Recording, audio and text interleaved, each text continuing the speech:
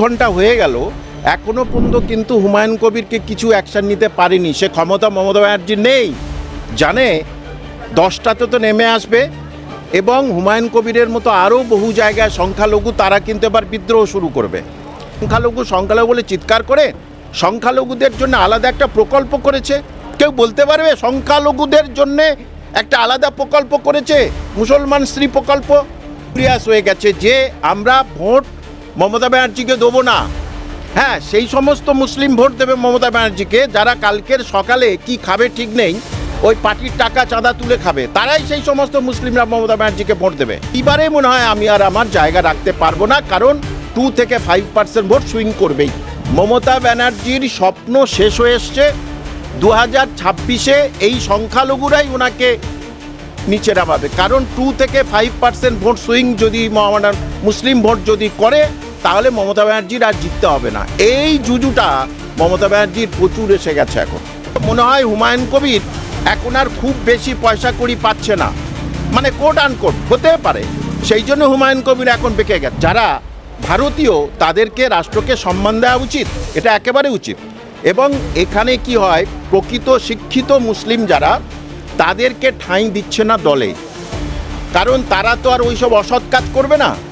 ওই যারা কম লেখাপড়া আছে তাদেরকে দিয়ে এইসব কাজ করাচ্ছে। আমরা দেখেছিলাম 21শে জুলাইয়ের আগে পর্যন্ত হুমায়ুন কবির বিস্ফোরক ছিলেন, দলের প্রতি মুখ্যমন্ত্রীকেও সরাসরি তিনি টার্গেট করছিলেন। আবারও কিছুদিন মুখ বন্ধ থাকার পর আবারও তিনি বিস্ফোরক মন্তব্য করতে শুরু করেছেন। এমনকি বলছেন তিনি তাকে দল থেকে বের করে দিন, তিনি নিজে বেরোবেন না। কি হলো বলুন তো হুমায়ুন কবিরের? দেখুন, এখানে দুটো ফ্যাক্টর কাজ করছে। এক হচ্ছে কি মানে মুসলিম ভোট জয়ের আনন্দ বা মুসলিম ভোট পাওয়ার আনন্দ বা পাওয়ার একেবারে কনফিডেন্ট, আর আরেকটা হচ্ছে কি মুসলিম ভোট হারানোর ভয়। এই দুটো ফ্যাক্টর কাজ করছে। 24 ঘন্টা হয়ে গেল, এখনও পর্যন্ত কিন্তু হুমায়ুন কবিরকে কিছু অ্যাকশন নিতে পারেনি। সে ক্ষমতা মমতা ব্যানার্জি নেই, জানে 10টাতে তো নেমে আসবে এবং হুমায়ুন কবিরের মতো আরও বহু জায়গায় সংখ্যালঘু তারা কিন্তু এবার বিদ্রোহ শুরু করবে। তার পিছনে কিন্তু 5টা কারণ আছে, এই ফ্যাক্টর কাজ করে, যেটা 2021-এ কাজ করেনি। 1, গঙ্গা ভাঙন। 2, দলীয় কোন্দল সারা পশ্চিমবঙ্গের সব জায়গায়। 3 নম্বর হচ্ছে কে ওবিসিদের নিয়ে প্রবঞ্চনা করেছে, সংখ্যালঘু ওবিসিদের নিয়ে প্রবঞ্চনা।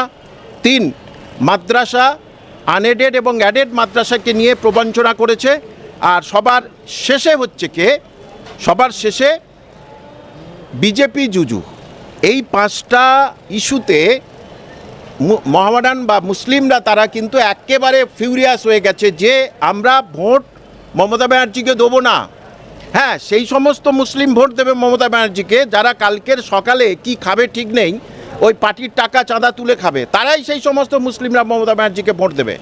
এখন এখানে প্রশ্ন, হুমায়ুন কবিরকে দেখে এত ভয়? ভুল কথা। সংখ্যালঘু ভোট হারানোর দেখেই ভয় ওনার, এবং এই জন্যেই জানে যে হুমায়ুন কবিরের ওখানে প্রচুর প্রভাব আছে, সেখান থেকে চলে যাবে।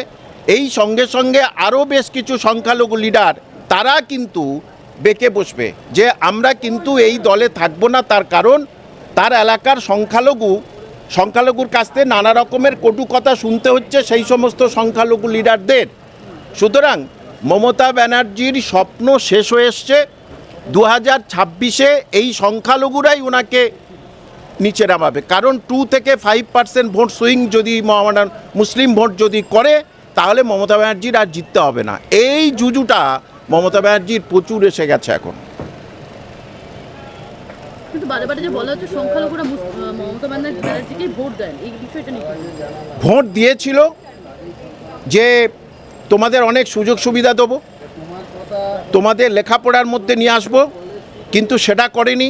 কারণ যেই সংখ্যালঘুরা এসেছে, মমতা ব্যানার্জি যেই এসছে তখনই বই খাতা পেন নেওয়ার কথা ছিল, সেটার বদলে বোমা বন্দুক গুলি ধরিয়ে দিয়েছে সংখ্যালঘুদের। অর্থাৎ যে অবস্থান ছিল সিপিএমের সময়, সেই সিপিএমকে সরালো এই জন্যেই যে মমতা ব্যানার্জি আমাদের কিছু একটা করবে, কিন্তু সেটা মমতা ব্যানার্জি আমাদের করতে দিল না। তার বদলে ঘরে ঘরে মুসলিম ভাই হচ্ছে দাঙ্গা, মুসলিম ভাই কাটাকাটি মারামারি, এটাই শুরু করেছে মমতা ব্যানার্জি এবং তার দল। সুতরাং সমস্ত সংখ্যালঘু ভোট তারা ঢেলে দিচ্ছে। আপনি বলতে পারবেন সংখ্যালঘু বলে চিৎকার করে সংখ্যালঘুদের জন্য আলাদা একটা প্রকল্প করেছে? কেউ বলতে পারবে সংখ্যালঘুদের জন্যে একটা আলাদা প্রকল্প করেছে? মুসলমান শ্রী প্রকল্প, মুসলমান উন্নয়ন শ্রী প্রকল্প। ইমাম ভাতা কি আইওয়াস বলবেন? ইমাম ভাতা কি মমতা ব্যানার্জি নিজের পয়সা? যে ইমাম ভাতা বলছে, ইমাম ভাতা ওয়াকফ সম্পত্তি থেকে টাকা নিয়ে ইমামদের দিচ্ছে, ওনার কি নিজের টাকা? তাহলে ইমাম ভাতা মুসলমানদের সম্পত্তি, এর ওয়াকফ সম্পত্তি মুসলমানদের, সেখান থেকে সামান্য সম্পত্তি দিচ্ছে 3-4 হাজার টাকা 5 হাজার টাকা করে ইমাম ভাতাদের। আর আরেকটা কথা, ইমামদের কথা এখন পশ্চিমবঙ্গের কোনো মুসলমানরা শোনে না, সেদিন চলে গেছে। সবাই ঘরে ঘরে এখন শিক্ষিত হয়ে গেছে। এখন যেমন পুরোহিতদের কথা শোনে না, ঠিক তেমনি মসজিদের ইমামদের কথা সংখ্যালঘুরা শোনে না। সেইটাই মমতা ব্যানার্জির সবচেয়ে বড় বিপর্যয়। সেটা মমতা ব্যানার্জি বুঝতে পেরেছেন যে আমার সবচেয়ে বিপর্যয় এইটা। এইবারে মনে হয় আমি আর আমার জায়গা রাখতে পারবো না, কারণ 2 থেকে 5% ভোট সুইং করবেই। হুমায়ুন কবির কি একক দল গঠন করবে 26 বিধানসভার আগে? দেখুন, হুমায়ুন কবিরের কথা কখন ঠিক কখন ভুল বলতে পারবো না, এই নিয়ে তো বহুবার পাল্টি খেয়েছে। সুতরাং ওনার কথা বিশ্বাস করা যায় না, কিন্তু ওনার মুখের কথাটাই হচ্ছে সারা পশ্চিমবঙ্গের যারা বিদ্রোহী মুসলিম লিডার, যারা কোণঠাসা হয়ে গেছে, তারা কিন্তু এবারে জেগে উঠেছে যে আমরাও হুমায়ুন কবিরের মতো এরকম করব। দিকে দিকে কি একাধিক হুমায়ুন কবির দেখা যাবে ভোটের আগে? ইয়েস, বারাসাতে কিছুদিন আগে, বারাসাত আমার স্কুল এলাকা, ওখানে কিছুদিন আগে দেখলাম একজনকে সভাপতি করেছে, আর এক দল তারা খেপে গেছে, তারা ওপেন তাদের বিরোধিতা করছে। এরকম বহু জায়গায় আছে।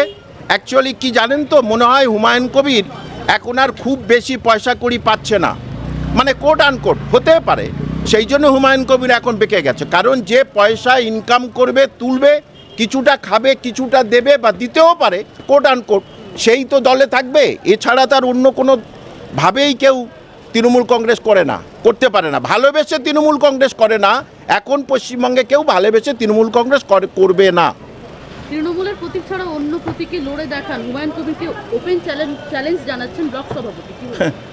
ওরকম ব্লক সভাপতি মুড়ি মুড়কির মতো আছে। হুমায়ুন কবির ও যেটা বলেছে, কারণ ও ইমিডিয়েটলি হয় কংগ্রেসের সঙ্গে ব্যাকআপ নেবে, না হলে বিজেপির সঙ্গে ব্যাকআপ নেবে। নিলেই ওখানে সংখ্যালঘু একে বললাম 70 থেকে 72% মুসলিম ভোট মুর্শিদাবাদে। তাদের 5টা, ওই যে বললাম গঙ্গা ভাঙন নিয়ে তার কোনো দিন দেখতে যায়নি, বরঞ্চ চলে গেলেন নর্থ বেঙ্গলে, খগেন মুর্মুকে দেখতে গেলেন, কিন্তু গঙ্গা ভাঙন নিয়ে কোনো কথা নেই। এই যে কি বলে আমাদের এই যে ওয়াকফ সম্পত্তি নিয়ে যে বলছে তোমরা দিল্লিতে গিয়ে মিটিং, তোমরা দিল্লিতে গিয়ে আন্দোলন, এখানে নয়। এবং মাদ্রাসা দীর্ঘদিন বন্ধ, সেখানে কোনো রকমের রিক্রুট হচ্ছে না, সবে একটা রিক্রুট হচ্ছে ভাব। তাহলে সংখ্যালঘুরাই পুরোপুরিভাবেই, অধিকাংশ সংখ্যালঘু তারা কিন্তু সরে আসার চেষ্টা করছে। এবং মুর্শিদাবাদ চলে গেলেই, মুর্শিদাবাদের সংখ্যালঘুরা পা টেনে নিয়েছে, তারা গেলেই কিন্তু মমতা ব্যানার্জির অবস্থা খারাপ। মুর্শিদাবাদ আর মালদা দুটো সংখ্যালঘু প্রবণ এলাকা। রাষ্ট্রবাদী মুসলমানরা কি এই রাজ্যে বঞ্চিত মনে হচ্ছে আপনার? দেখুন, রাষ্ট্রবাদী মুসলমান সবাই আমরা রাষ্ট্রকে ভালোবাসি, এবং আমি গর্বিত একজন ভারতীয় বলে মনে করি, তারপরে বাঙালি, তারপরে আমি মুসলিম। যে সুতরাং প্রত্যেকের যারা ভারতীয় তাদেরকে রাষ্ট্রকে সম্মান দেওয়া উচিত, এটা একেবারে উচিত। এবং এখানে কি হয়, প্রকৃত শিক্ষিত মুসলিম যারা, তাদেরকে ঠাঁই দিচ্ছে না দলে, কারণ তারা তো আর ওই সব অসৎ কাজ করবে না। ওই যারা কম লেখাপড়া আছে তাদেরকে হচ্ছে দিয়ে এইসব কাজ করাচ্ছে। আপনি কিছুদিন আগে আরেক হুমায়ুন কবির, ডেবরার বিধায়ক, তিনি কিন্তু একই কথা বলেছিলেন, সংখ্যালঘুরা মরছে মারছে বলেছিলেন, তার বিরুদ্ধে কোনো অ্যাকশান নিতে পারেনি। এবং হুমায়ুন কবিরের বিরুদ্ধে অ্যাকশান নিয়ে দেখা, জানে ওর বিরুদ্ধে অ্যাকশান নিলে আমার মুসলিম ভোট সব চলে যাবে, ওর বিরুদ্ধে অ্যাকশান নেবে, ওর বিরুদ্ধে অ্যাকশান নেওয়ার মতো মানসিকতা তৈরি হয়নি। 24 ঘন্টা হয়ে গেছে, তার মানে কি হজম করে নিয়েছে এই জন্যেই যে আমার মুসলিম ভোট হারাবার ভয় প্রচুর। আরো ভালো ভালো খবর দেখতে সাবস্ক্রাইব করুন বাংলা হান্টের ইউটিউব চ্যানেল। বাংলা হান্টের আরো খবর দেখতে নজর রাখুন। বাংলা খবর মানেই বাংলা হান্ট।